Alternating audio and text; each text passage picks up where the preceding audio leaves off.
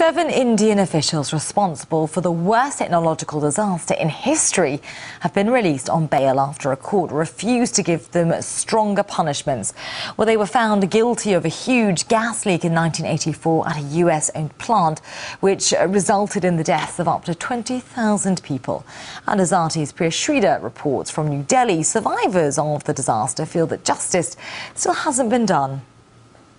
They actually were convicted back in June, almost 25 years later. Their jail sentences were only for 2 years, but they were actually released on bail. None of them served a day in jail, and their fine, they were only sentenced to a $2,000 fine. And today, the Supreme Court said that the Central Bureau of Investigation didn't present them any explanation for why these men should serve longer sentences so far later. They felt that this petition was just too far away from when the event actually happened. And I think it's important to remember how big of a deal this is in India. This is the worst industrial accident in the entire world. 3,500 people, the Indian government says, died as a result of that gas leak. And in the years following that accident, anywhere from 15 to 25,000 people were died, not to mention the hundreds of thousands of people who were really injured and caused great sickness by being exposed to these chemicals. It's also important to note, by the way, that the Union Carbide Corporation was an American company.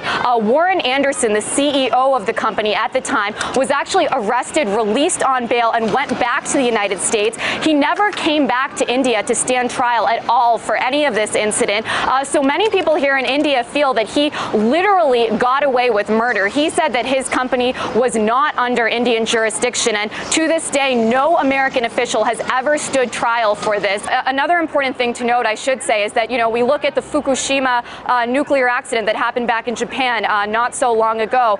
In that incident, the nuclear plant was built by General Electric, another American company. General Electric has actually built several nuclear plants here in India along the coastline, and it's something that definitely makes Indian people a little bit wary that something like Bhopal could have happened where hundreds and thousands of Indian lives were affected, yet there are still so many places here in India, whether it's nuclear plants that are also still run by American companies. So they feel that an American official was never held accountable for what they believe was their responsibility, the Bhopal gas accident back in 1984. Something like that could happen again, and they don't want another disaster like this to occur.